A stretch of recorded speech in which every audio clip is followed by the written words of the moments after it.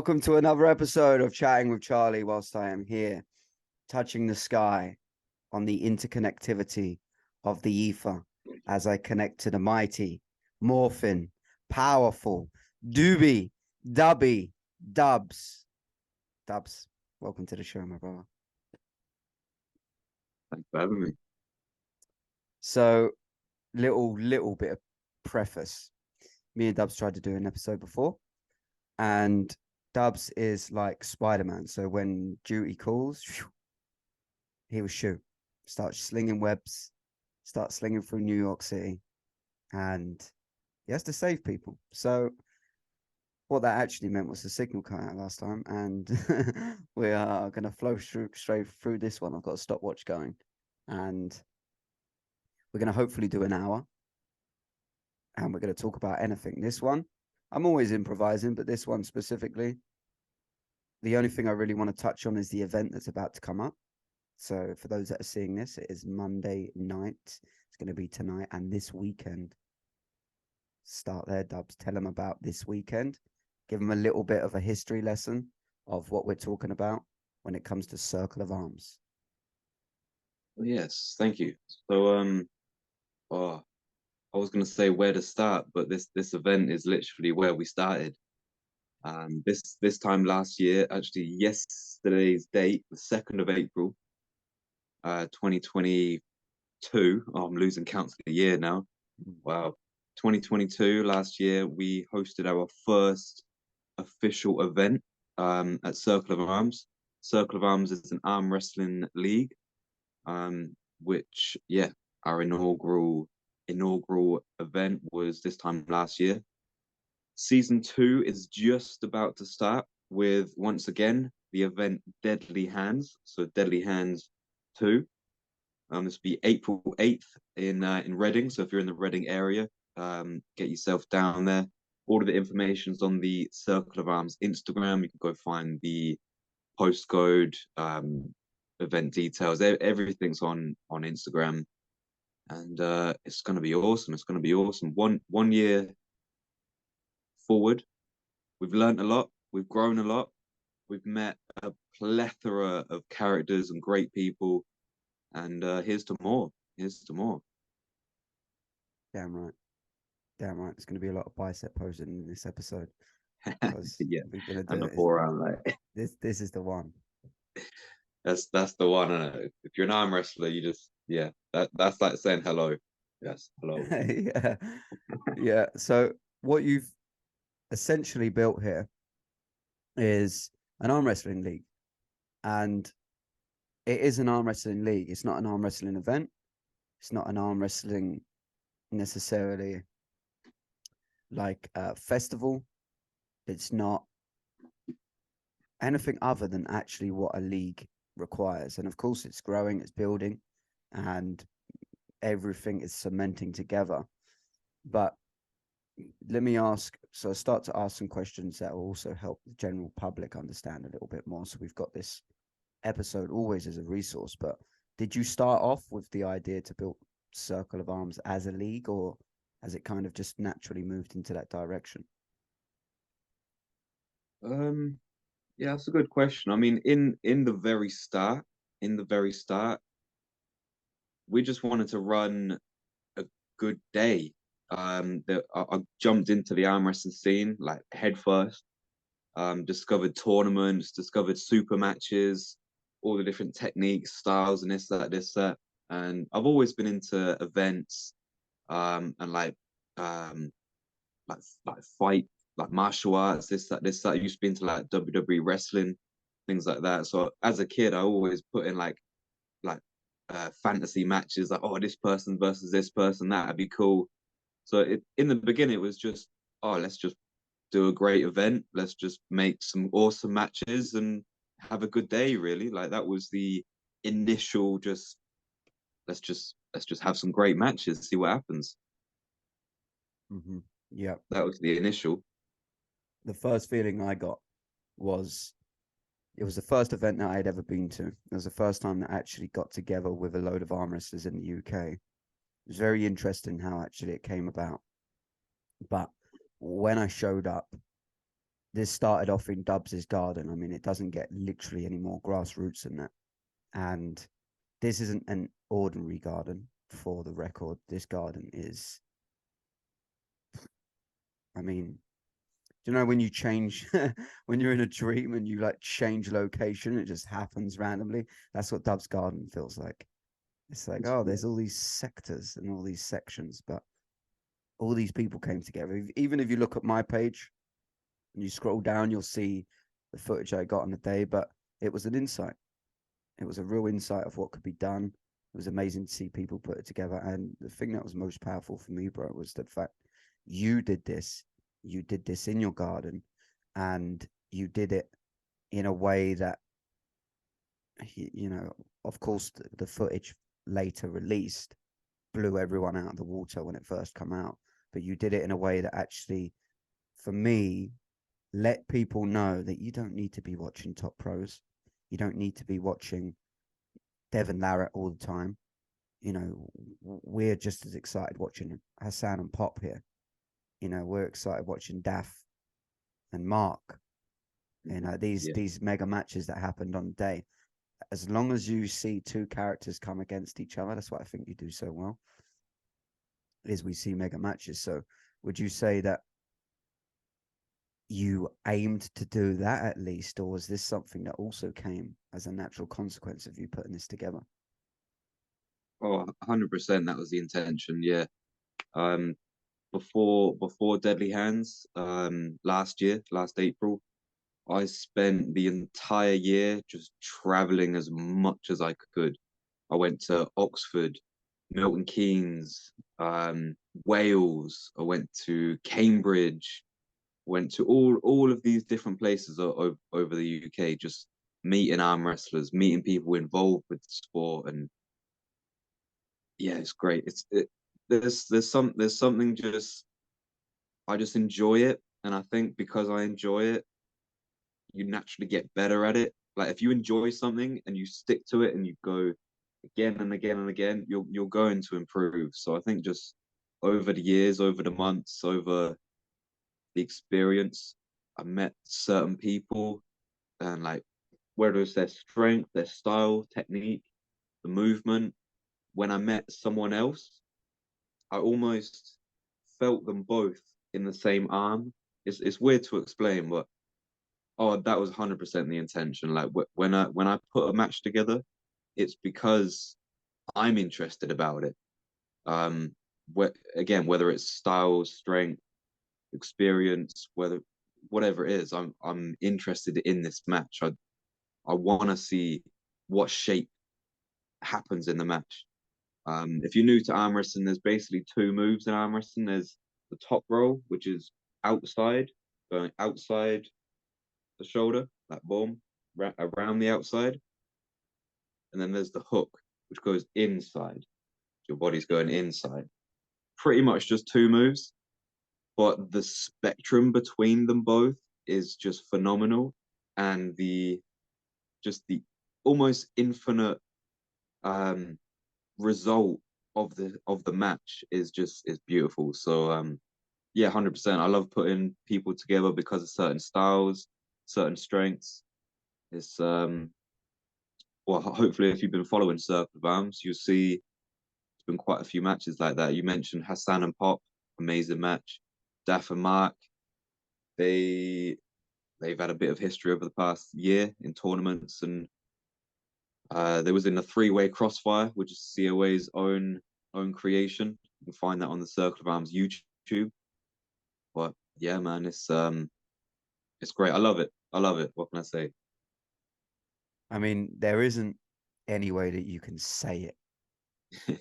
So the event speaks for itself. The brand speaks for itself. The essence speaks for itself. The community speaks for itself. And you really do need to get among it.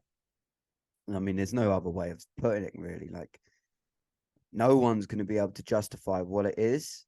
And especially with arm wrestling, we are changing paradigms and helping people, general public, helping members of the public, other athletes understand what this is truly about. And I'll give you an example, Dubs, with an event I went to recently. It was a meetup in London, Some of them might be listening to this show. And it was a group of people that are interested in making money. We met at this shisha lounge. And I said, anyone beats me in an arm wrestle, I'll give you £1,000. And once you learn a little bit of arm wrestling, it's like any martial art. You should be able to really handle most general public. And I'd been doing it at least a year, casually.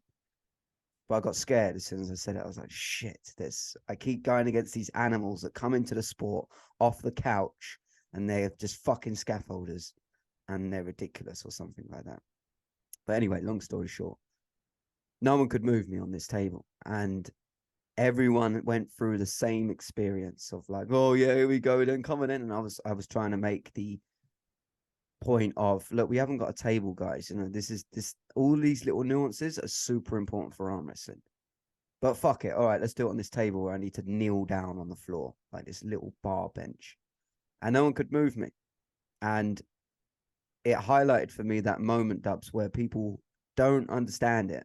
And they come in so mind orientated, like, like trying to win, like this overexcited eagerness or fear or this concern to even try. It's like a spectrum. But when they actually get in it, it's like you've connected to someone here. You're not moving me. You can't move me. I'm not going down. And I'm not pinning you either. I'm just going to burn you out. And I'm going to let you know where your force is being generated. And just that, if someone lasts a minute, you've done pretty well. But if you get through a minute, you walk away forever seeing the sport differently. And that's all it takes when you say, Dubs. It's like this 60-second experience to go on a table somewhere with an actual arm wrestler and to go, oh, fuck. You know, there's levels here. Oh, so, yeah, absolutely.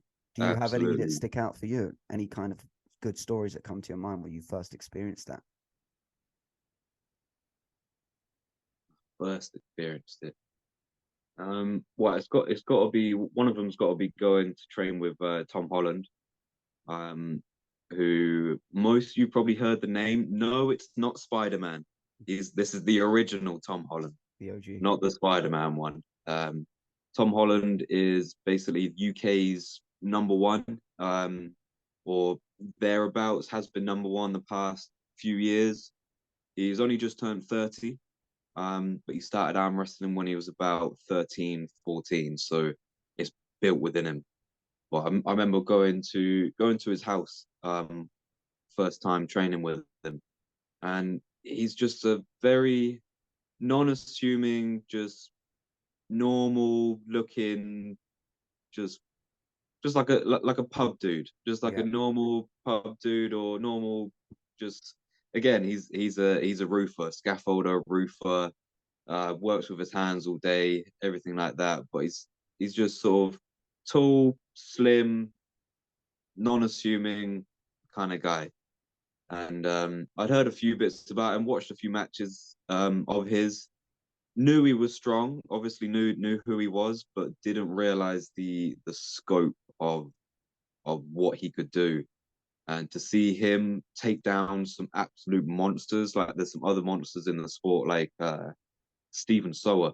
He's a 6'5", 6'6", 20 stone, like massive dude, like 20 stone muscle as well. Not he's a big boy. And you see Tom, again, 6'4", but 80 kilos, 75, 80 kilos, just handle him easy.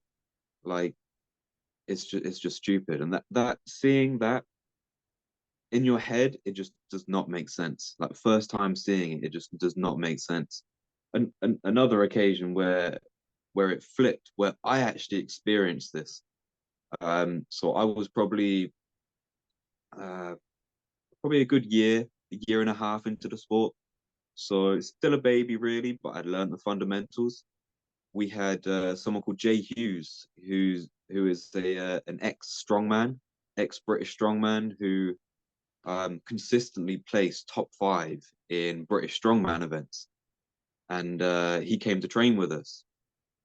And in training, I was able to hold and beat him, which it still to this day does not actually make sense to me.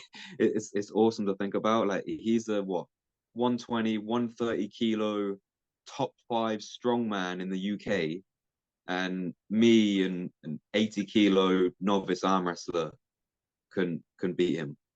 It's just, it doesn't make sense. It doesn't make sense, but it does. The reality is that's what you can do. That's what people are capable of through arm wrestling. And there's countless more. There's countless more, but those are the big ones, I'd say. Definitely. It's a shock. When you're introduced to it, it's a shock. And I think, as you explained before with that meeting at the shisha bar, that's the experience they got. Because I mean, you're in shape, but you're not a big dude, are you? You're like, I'm tiny. yeah, I like am fucking tiny. I'm low under 60 kg 5 foot right now, somewhere, under 60 kg, like and I'm 5'3". 5'3", yeah.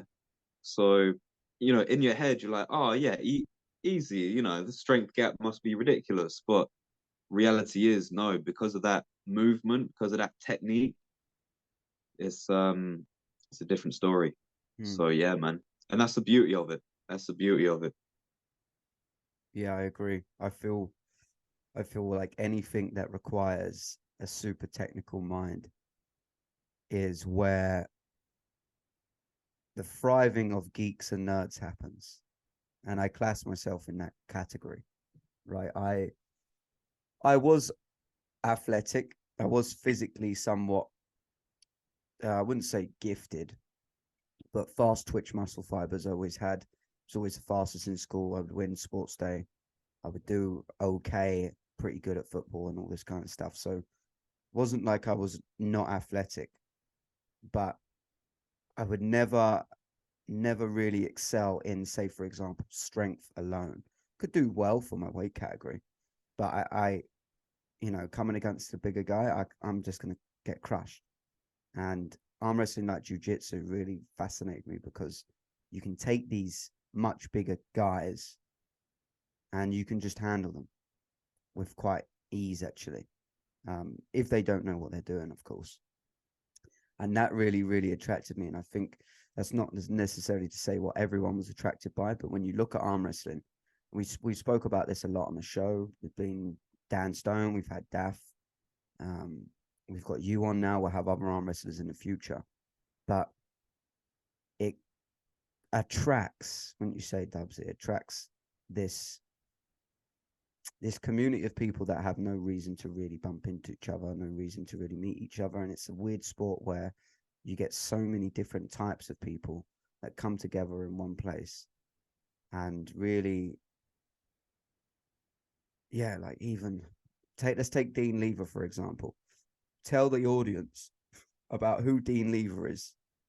And if he wasn't arm wrestling, what that guy would essentially be doing. Yeah, And he's a great example. He is a great example of people you wouldn't normally meet, for sure. Sure. Dean the Lever. He's my training partner at Circle of Arms. Been training with him for a good part of a year and a half now. I'd say about a year and a half. And without arm wrestling, yeah, I don't think I would have ever met the guy. He said it himself. If it wasn't for arm wrestling, he wouldn't be doing any sports. I think he's interested in, your football and this, that, but he's more of the spectator side of things. He likes his gaming. He likes his music. Um, he's a very, very simple, likes his gaming, likes his music, does his work, comes home. That's that. But because of arm wrestling, that's got him out of the house, at my place, at other places. Like he's been to more places this year than I think he's been to before before in his life. Like he's met 100. met more people than ever before. He's still got like his group of friends, but the arm wrestling side of it, there's a plethora of people that I've met and he's met that we could actually call friends as well. Like it's not just this is a group of competitors or a group of athletes going towards achieving this thing. no, I've met multiple people that I could call my friends, and same with Dean. Like, and he's leveled so much, so much. Again, he was just sort of into his gaming, this, that. So he's a big guy. He's got the what do you call it? He's got the tools for the sport. He's a 6'4" guy, long levers, big hand. What, Dean the lever? Probably would have guessed, but big lever, big hand, built for the sport, but without it, um, yeah, he wasn't really interested in, fitness, gym, health, anything like this, strength. And since then, he's really, really developed into, yeah, becoming a stronger, fitter, healthier person. He now asks me advice on, bits of food, nutrition, training. He comes to me, trains quite a lot now. Um, so yeah, arm wrestling has given him that opportunity to actually excel physically, not just online space, but physical space as well. And it's Mm. great to see, actually. It's great to see, really is. And even more, earlier this year, Circle of Arms went to Switzerland for a tournament, and Dean the Lever actually got there on his own. Like that's something that even I would find difficult. I've done it a couple times before, but because I've done it a couple times before, I know what it's like. Going to another country on your own, if you haven't done it before, takes a lot of energy, a lot of mental space, a lot of confidence as well. And to see that Mm. from Dean, yeah, big shout out to the lever. Big Big shout shout out, out, yeah, shout out to Dean. And definitely. I like the direction we're going in from this, and I wanted to slightly move away from the arm wrestling specifics. We can round it off at the end, but moving into this, because this is beautiful, warm energy, which is hoping that this message beacons out to people that aren't doing anything physically. And there's no way of me saying it other than get the fuck out of your house and do something physically at least. And that comes from a guy that spends a lot of time inside. But I am moving inside. I'm doing something. I'm dancing. I'm always doing something. And when it comes to it, I can run, I can sprint, I can climb, I can do these things. But if you are not able to lean into any outlet, this is what I would encourage people to do, because it doesn't come much more accessible administrative than arm wrestling, because you can do basic homework training at home, and the community is very small here in the UK. Even if you're not in the UK, search use an app called Armbet. I'll leave it in this description. That's the go-to. But even beyond that, you can start to search your local just search arm wrestling in your area, in your town, in your country, on Instagram or on YouTube, and see what comes up. And I'm pretty confident if you message anyone in this scene, you'll be pulled in. And it's important that something like Circle of Arms especially is great for younger generations. Not many other people give them time of the day. They don't take them seriously, and we don't discriminate. We see everyone as an opportunity for someone to grow. The message is so much bigger here. We're moving into self-improvement. We're moving into spiritual, physical, mental elevation. We are speaking about how we get stronger with one another, truly, physically, for sure. We grip up and we get strong. But what we're also not really able to touch on is what happens through the connections and the relationships that you build in such a niche way. So why, not arm wrestling specifically, Dubs, but why would you say that this message of self-improvement, growth, understanding your spirit, understanding your mind, the body, why would you say that's absolutely crucial as we move into the future? Very good question. Very good direction. Um, oh, it's essential. It's essential just to be just to be aware of the tools that we possess. It's not spoke about that much. It's more brushed over, or it's more talked about in a more simplistic manner. Like, oh yeah, go to school, do do PE, do your different subjects, this, that, this, that. It's not delved into as much as it should be. Like we literally have, like, we as, you know, this physical, spiritual, mental, you know, this being that we have a body, we have a whole body full of all sorts of things that we can do with it. Look at the Olympics, for example, the plethora of different sports and different skills that we possess as a species, as a race, as a community. Then the mental side of it, all the different academic feats that we've accomplished over the years, it's incredible. And it's only getting more and more and more and more and more. I've really noticed it with the younger generation as well. But I really see it going in two or more, but two very distinct and different directions. There's the direction of growth and through that access, we have the same like gravity, the same pulling force, but it's causing two different directions. We have technology, we have information, we have more access to anything than we've ever had before, whether that's education, whether that's, you know, medicine, whatever it is, we have more access than ever before.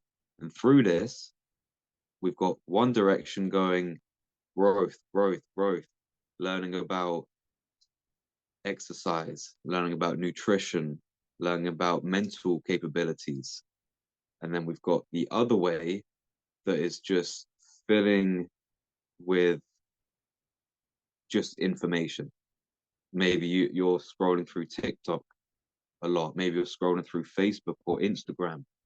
And all of these different different elements that is hitting your brain again and again and again and again and again and again.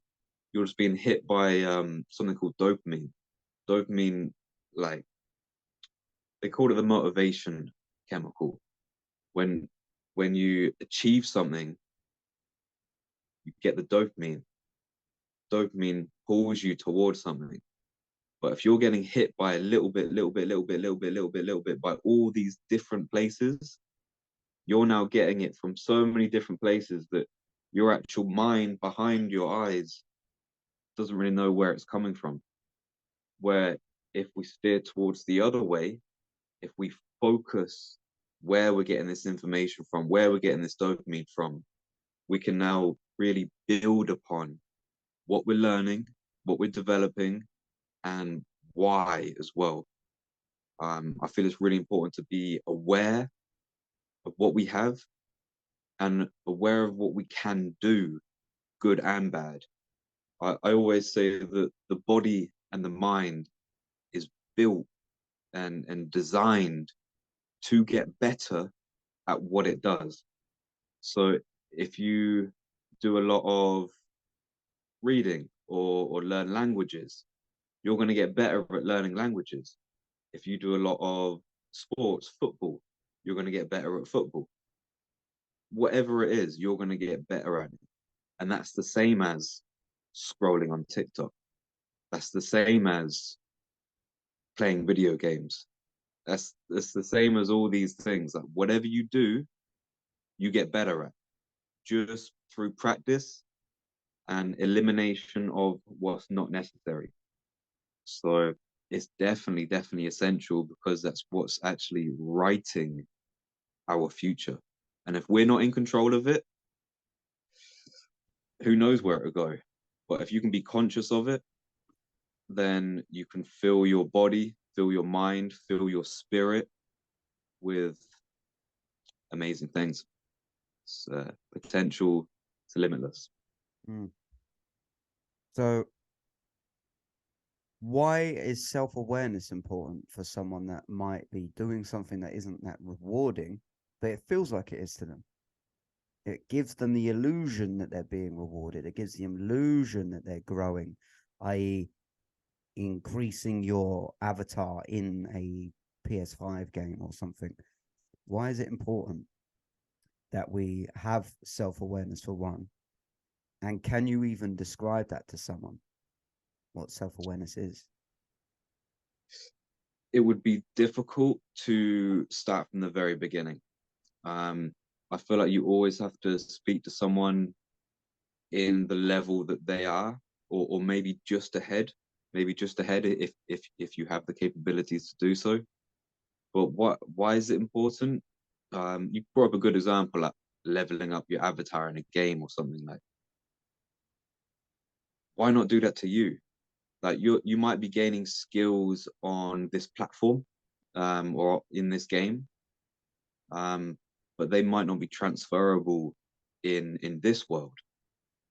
But where we can flip it, if we're self-aware of these actions, of these skills that we're learning, we may not keep them to that one space. If you can be self-aware and transfer the skills where necessary, you can learn things from one space and apply them in another space. I I like to do this with a lot of different sciences. For me, I feel like science is too scientific. It's too boxy. It Who would is. have It is. thought it? Who'd have thought, eh? Too much Who'd have thought? science in that science. Yeah, it's too much science in the science, mate. But it's like they've boxed themselves out from any other thesis, any other theories that they can implement into it. It's like, oh no, it must be here, it must be here. But if you can step back from it and apply it to yourself or apply it to your surroundings, then I'd say it's very useful to be self-aware. Mm, me too. I would say self-awareness for me really comes down to understanding what you're not rather than what you are. And when you unshackle from identities you believe, and there's always etymology there to lean on. Believe is like be lie, be a lie, being lie. It's not to say it's not true, but it's not real yet. You have to form it through action.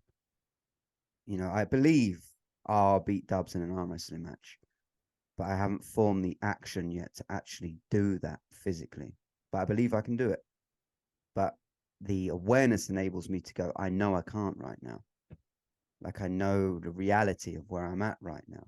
And not to say I might not get a pin here and there, but I'm healthily related to what I'm not, so I can actually excel with what I am. And I'm not attached to being a certain identity. Like people always trying to label us. I think this is another trap. People try to label us. And if someone comes, I get this a lot. Someone comes to me and they're like, so what do you do? First of all, I don't like that question at all. I really don't like that question because when you ask me that question, my brain takes it literally. What do I do? What the fuck don't I do, man?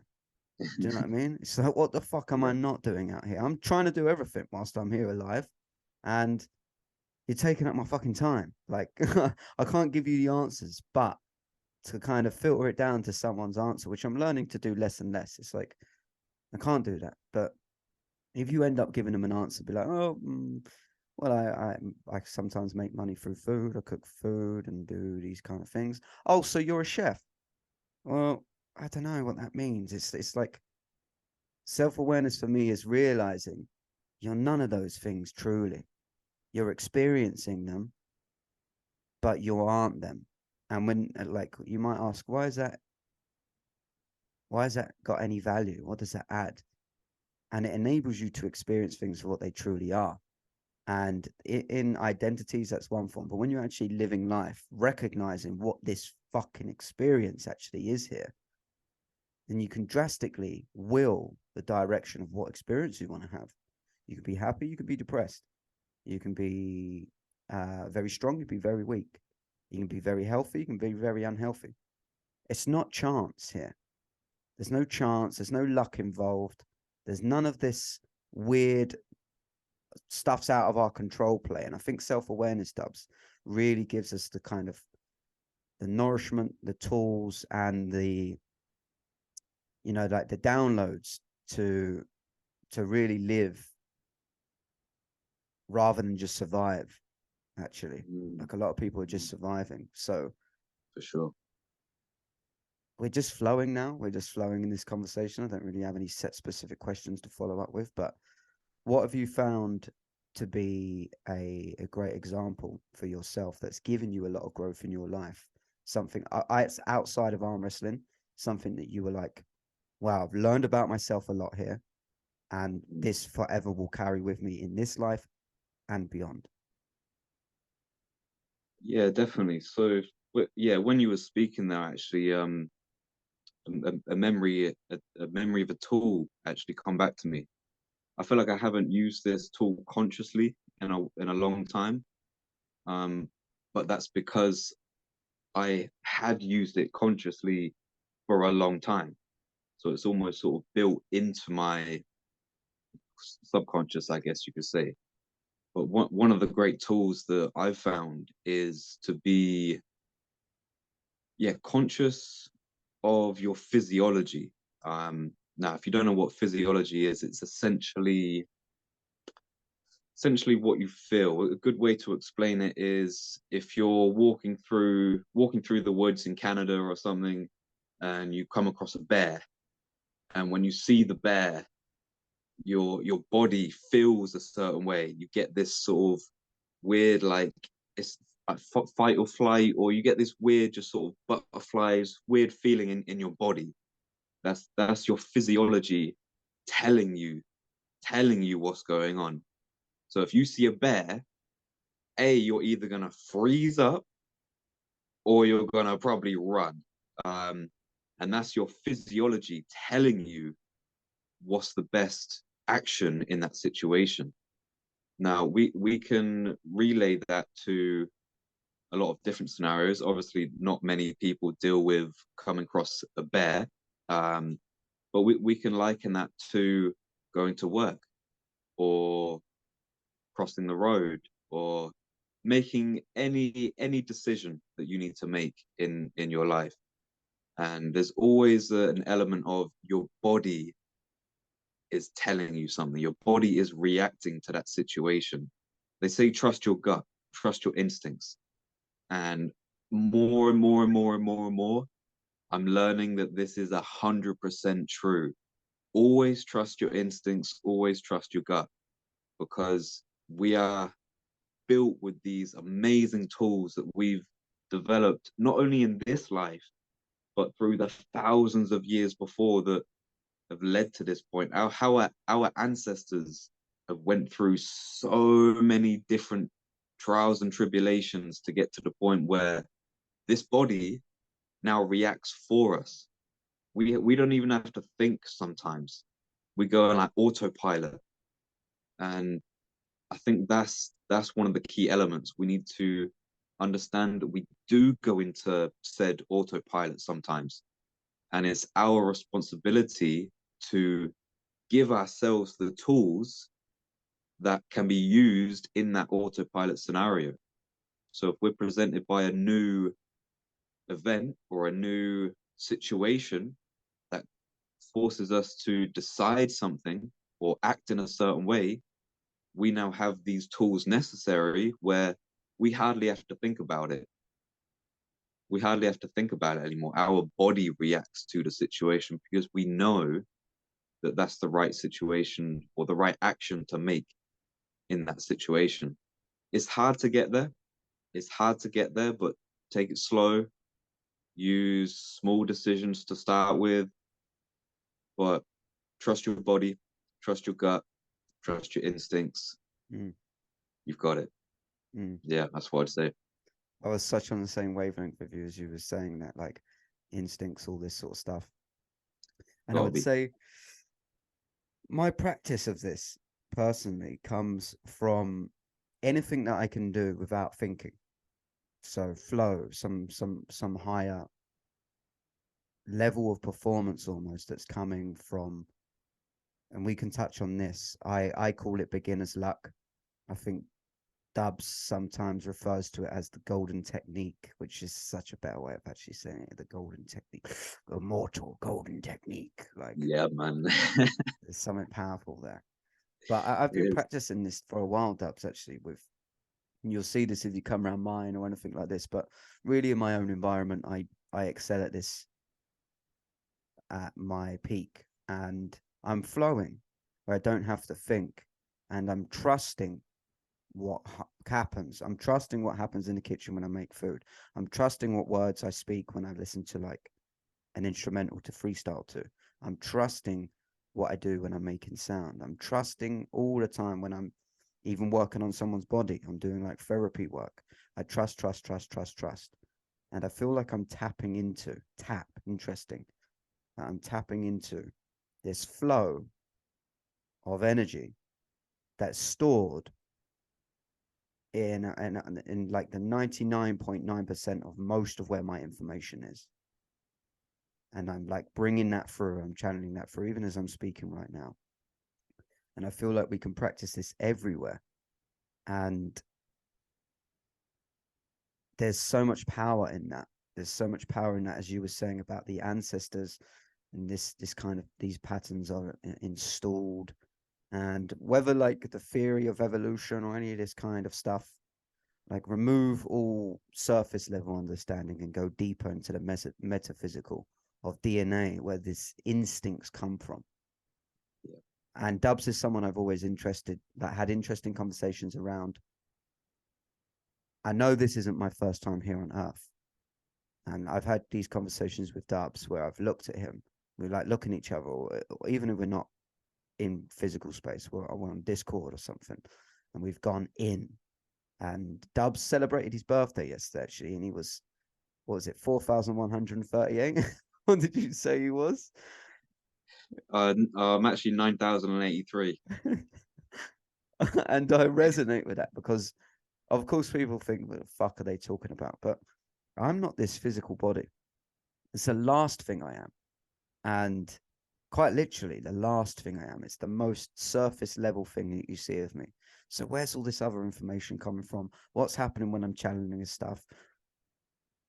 To bring it to a question to you, bro, what what would you say in your experience has been some of the most effective ways that you can actually get into this flow, bring this power forward, understand the golden technique as such? Any strategies that you can share with us? Yeah, for sure, for sure. So again, bringing like a scientific term into the spiritual, um, an an atom or a piece of energy um, is affected and dictated by the environment in which it's in. So, how I would liken this to the spiritual side of things, you, the atom, the nucleus, the energy, is influenced by the environment in which you are in. And the environment, funnily enough, is more often than not the bit that you're in most control of. You can decide how clean or how tidy your space is. You can decide if you're going to clubs and pubs. You can decide if you're going to the gym. You can decide all these different things. And I'd say those conscious decisions help in those just moments of flow. So if you can get to the gym, or if you can, doesn't even have to be a physical element of the environment. It could be a certain sound, a certain Mm, smell, mhm, certain touch. There's lots of studies gone on in the world of fitness that if you use the same bar, say if you're doing deadlifts, you're using the same bar week in, week out, the same bar. As soon as your skin touches that bar, it sends a neurological link, and it tells your body, it tells your spirit, your brain, your mind, everything that you're about to do deadlifts, your skin touches it, and your whole being knows what's about to go on. So in every part of life, every skill that you're trying to progress, if you can find that niche little bit that just feels right, implement that. Implement that. Whether it's music, whether it's a certain bar, whether it's a certain place. Maybe you don't like working out in a gym. Maybe you want to go to the woods. Maybe you want to go to the park. Whatever it is, line it up and flow. We like to talk about alignment in 7-8. Shout out 7-8. Shout out 7, The 8. the literal motto is attaining the tools and knowledge, in pursuit of alignment. That's what we need. Look out for the tools, build your knowledge, set up the environment, and align. Bro, that was beautiful. That's a beautiful bars. As you were speaking, you was talking about these things and when you talked about the directions moving, same gravitas, different directions. There's tapping into your real power, internal power, instincts, inside, insight. And then there's, for example, the neurotic connection that you were talking about with the bar and the weights and the skin touches. I started to think neurolink of what this kind of Elon Musk thing is doing in this direction of let's plant an external chip technology in your mind and get you to do these, operate at this certain level, blah blah blah. It's an external mirror of what's actually possible inside ourselves. So I think this is another tangible for people that are listening that are like, yeah, I'll get Neuralink if it does X, Y, and this. It's like, how can anything at all compete with the internal technology that we have? And this reminds me of the conversation I had with Connor. Connor was episode 3. And we spoke about many different things in different languages. It's a good episode, even for you, Dubs. If you haven't heard it, go back and listen to Mr. Sunshine. And in this case, we're on the same wavelengths of we're talking this other language. But I think this is healthy, even if this doesn't fully resonate with everyone, because what we're talking about is sense. When you said the sense of smell, the sounds, sights, touch, feel, their senses. And there's something we always refer to when we speak. We don't really recognize what we're tapping into. But when people go, where's your common sense? We have lost it because we're all thinking too much. So I this, or I think this, or so, like even this heavy density of science of like, well, no, there has to be a long, complicated answer. And that's absolutely, you feel in your senses that this is bullshit, right? Let's talk about this one, Dubs, right? Because this is an in-depth hot topic, and we can flex into this one. Okay. Earth, right? This is my senses. And like already I can hear people's thoughts wanting to disrupt me. Let me go here.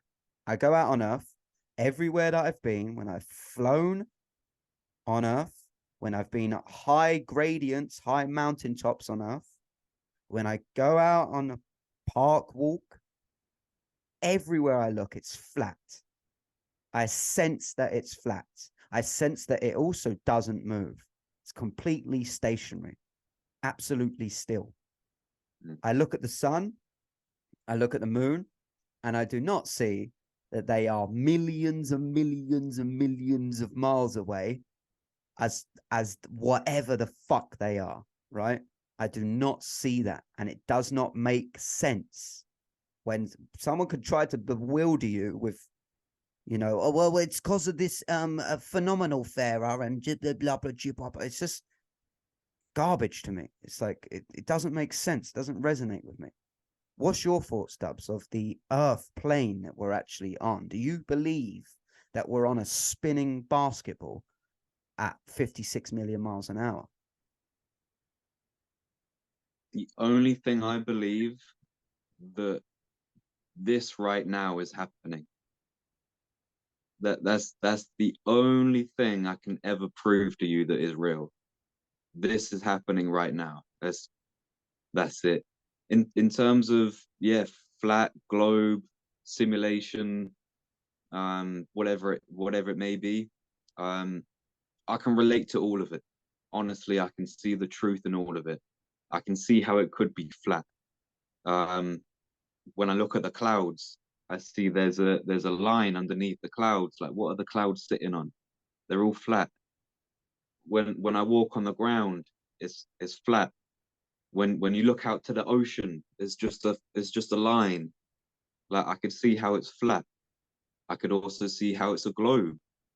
You look at the moon, you look at the sun, it's spherical. There's different, we live in a 3D world. There's like, I've got an apple here, you know what I mean? That's not just a circle. There's different sides to it. I can see how it's spherical or 3D. Mm-hmm. I could also see how it's a simulation. Things change too often for it to be uh, real, to put it bluntly. There's so many different theories, so many different things out there that you could believe. But the only thing I believe is that this is happening right now. I can take a breath and blow it back out again. That's the only thing I know is real. For all I know, we live in a simulation. We're in someone's computer somewhere, some alien somewhere, or some might be you, Charlie. You never know. We might be in your computer right now. Yeah, they're on to me. Who knows? Chatting with Charlie. You never know. You never know. Yeah. I don't know. I honestly don't want to say yes or no to anything. As I said, the only thing I can prove is this right now. Mm. Yeah.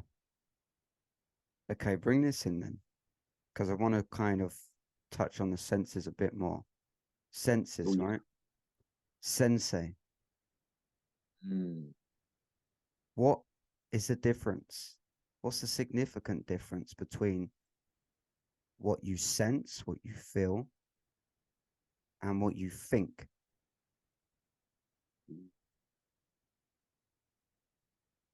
Between what you sense and what you think, I think we can think. We can. I think we can think about this in terms of like frequency, density, and vibration. Um, Senses normally are picking up the end product of energy.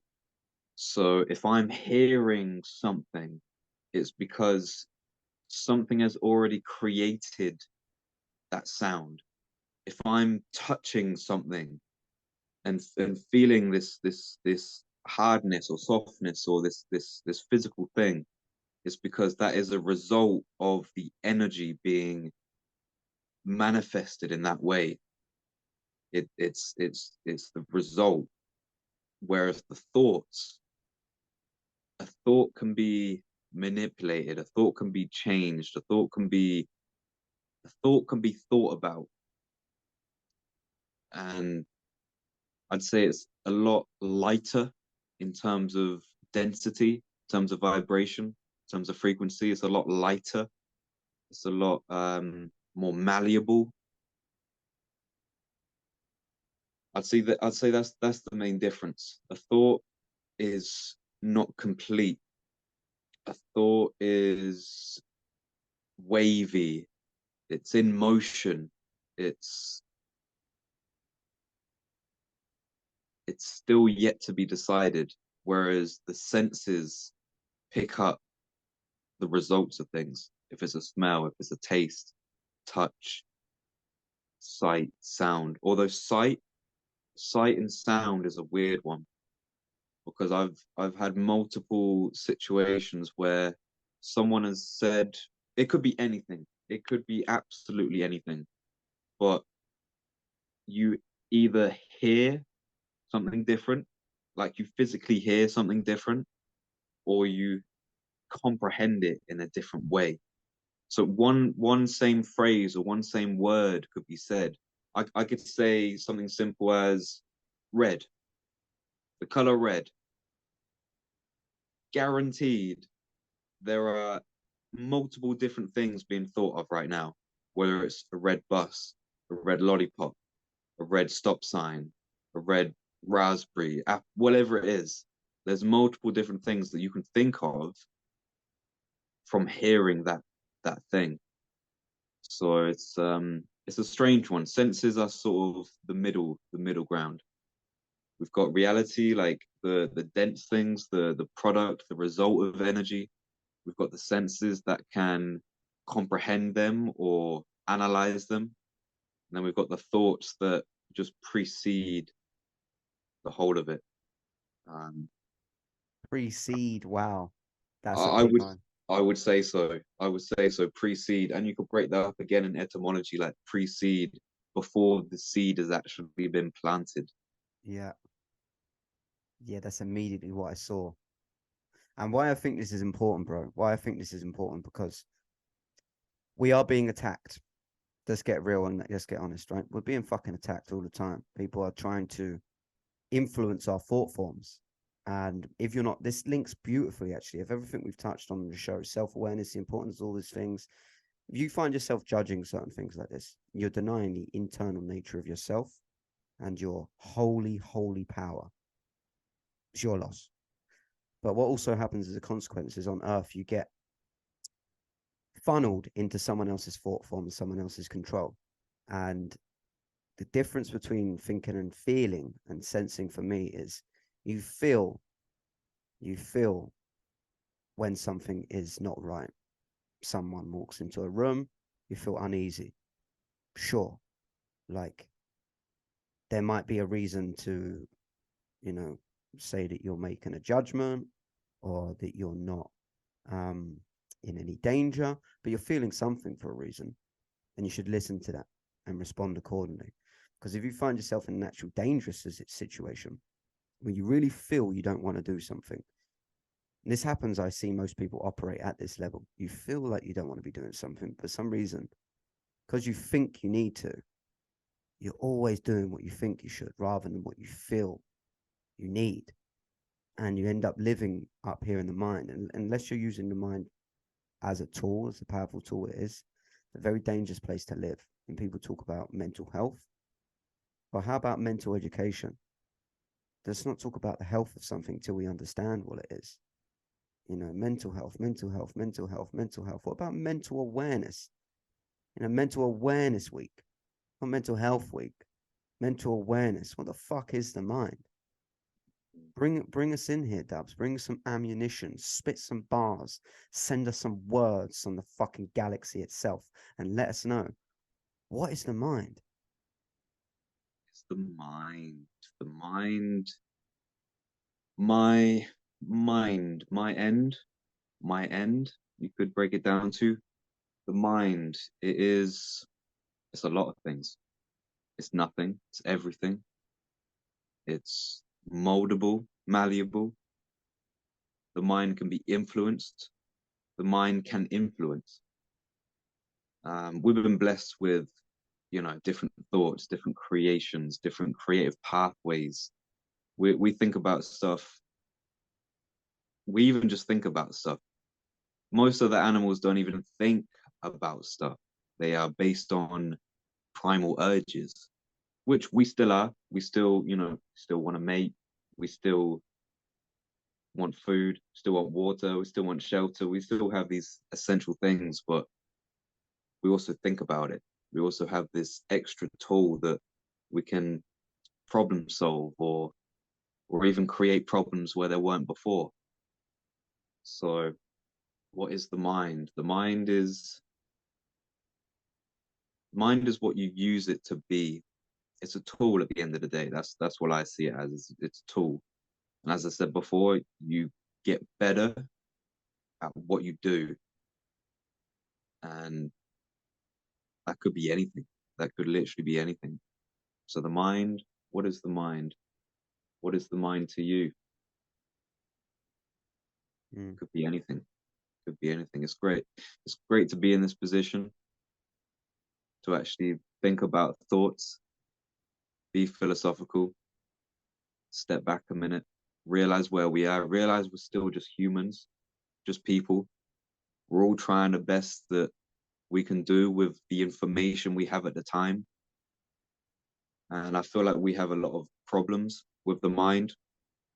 We haven't fully explored, or we haven't fully allowed ourselves to explore some of the issues of the mind, like anger, like frustration, like disloyalty. Why do we as humans make a friend group and then continue to go astray from them, even though you built some kind of connection with them? Why do we do that? Why do we do certain things? I think sometimes that we get too caught up in, oh, you hurt me. Let's take it back. Why did it hurt? Where did it come from? Why did you say it? Was it the way you said it? Was it the tone? Was it the space? Was it the environment? Was it that you're in a bad mood? Was it that I'm in a bad mood? What is mood? I feel like we need to actually allow ourselves to ask these questions without judgment, without coming to a conclusion from our single mind. The mind is very powerful, but there's 8 billion of us for a reason. We can't see everything on our own. There's lots in this world. There's lots to learn, lots to discover. And I think we've discovered most of it, but collectively. So we need to be, just allow ourselves to learn from each other, learn the differences, respect the differences. You never know, you might have been doing something your whole life in this certain way, and you think it's amazing. It might work amazingly, but it might be one little tweak that can take you to the next level. But because the mind is settled on this particular method or route, then yeah, it's limiting sometimes. The mind can be a limit. The mind can take away limits. It's amazing. It's amazing. It's always moldable. You can always reset the mind. You can always get back, step back, and learn new things. Plasticity of the mind. It loves learning. We love learning. Go learn, adapt, grow. Ask someone how they do it. Is it different? Is it the same? Why do they do it? How did they find that? Was it an old tradition? Was it a new thing they're doing? The mind can be anything. There were some certain bars there. There's a few. Bro, if you actually this has gone super quick. Yeah, if you actually lean into what you said earlier, all I know is now. There is no time, but in a tangible third dimensional sense, we've gone 64 minutes, right? So we start to bring this to a close. Yeah, it's crazy, isn't it? Only feels like 20. I know. It's like, what? It's so casual for us to sit here. But let me ask you this. Chuck in a couple quick fire questions if I can. So there's something you're building. We've discussed it at Circle of Arms as the Arm Wrestling League, but what is it that you want Circle of Arms to bring to Earth? What material are you pushing forward? And how does that help elevate Earth? Growth, strength, great matches, which is great challenges, specific challenges for certain types of people, adaptation, community, bringing people together that maybe would never have met each other before. I've met people from all over the planet this year, like Switzerland, Poland, Germany. I've met people from Iraq. I've met people from Morocco. I've met people from Africa, all over the planet, bringing people together, adaptability, growth, everything, everything that can be done and will be done. And the acceptance that anyone can do it. If you have an arm, you're in. Mhm. Okay, here's another question.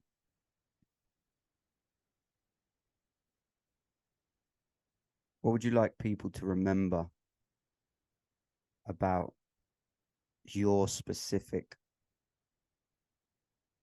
contribution as currently what we know you as in dubs? Is that in terms of the arm wrestling, in terms of COA? Life, man. Your life experience. You live 100 years on this earth. What do you want people to remember? Remember the challenges that I brought up that other people weren't bringing up. The growth, the adaptation, all of the above. I want them to remember the feeling that they got when they achieved something they didn't even know existed. I want them to just remember the energy. If there's a feeling, you're looking for, I hope you find it. And I hope you remember that. So that's what it's about. Mm-hmm. It wouldn't be right if I didn't ask one more question. There's a trinity of questions to hit you with the course, the force field of a closing moment on this show. And I'm glad to have swum in many different wavelengths and areas with you.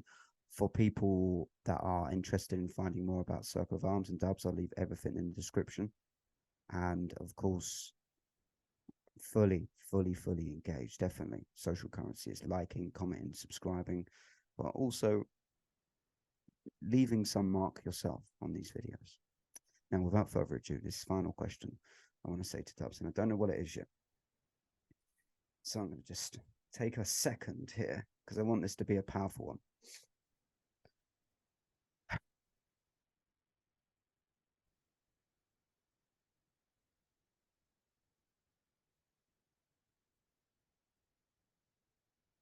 There's a version of yourself out there, Dubs,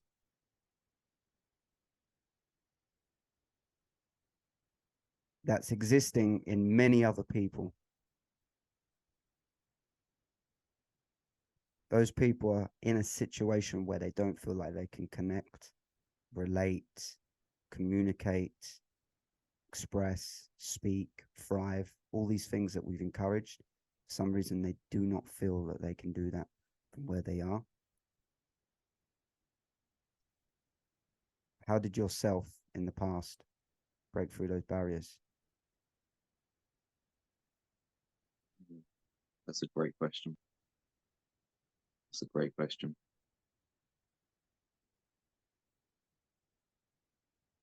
I think I had to simplify a lot of things. There's loads in this world, loads in this life, and I want to do a lot of them. I want to do a lot of them. I want to meet a lot of people. I want to do a lot of things. But sometimes just having a real focus, a real powerful, distinct focus really helps. Really helps. You need that bullseye. You need that bullseye on the dartboard to really, really sink the teeth in, get the vision strong, and keep it simple. true. Be true to yourself, at least. At least be true to yourself. Ask yourself simple questions. What do I want? What do I believe in? What do I want to achieve? And if the actions that you do in your daily life don't lead you to those answers, find better actions. Simplify it. Take those little steps. You don't need big steps. Little steps towards your goal. Every day, every week, every month, every year, it will add up. Keep it simple. Be honest with yourself and take the actions necessary that will take you towards that goal. I like to do a lot of visualizing.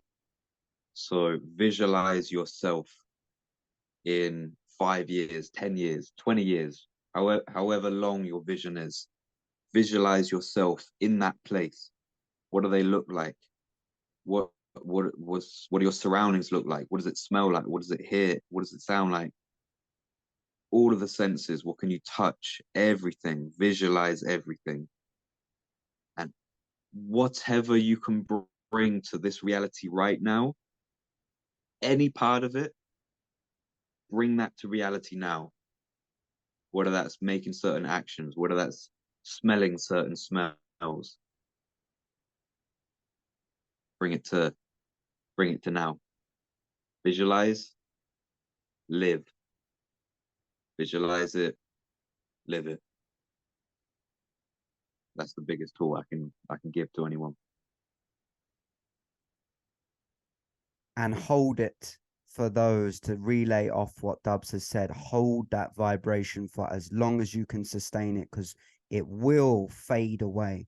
And your goal is to maximize the duration in which you can hold that vibration through a day, into a week, into a month, into becoming that vibration that you want to be. So when you visualize it in your mind's eye and you feel those things and you incorporate all your senses, amplify, and create triggers around you that are going to help associate that feeling of your future self, that feeling of your ideal being, and be very wary of what starts to take you away from that. And on that note, absolutely, if you want to get in touch with any of the Circle of Arms community, I strongly suggest you join the Discord server. If you want to get in touch with Dubs, the best place to get in touch with Dubs is on Instagram. I'll leave the tags as I mentioned. And if you are at all interested in this kind of level of conversation, then I would love, as an open seed to the universe, for someone to come in as a third on this show, because things work magically in threes. And I can already think of a couple heads. Oh, yeah. But now they will come towards us, whoever that is. Dubs, thanks for being here, bro. Happy 8,097th birthday for yesterday, Appreciate it. whatever it was. And let's let off some steam, Bennett. Let off some steam, Bennett. Should we close with this? Ooh, let's get ready to rip it. Deadly Hand Season 2, Saturday, April the 8th.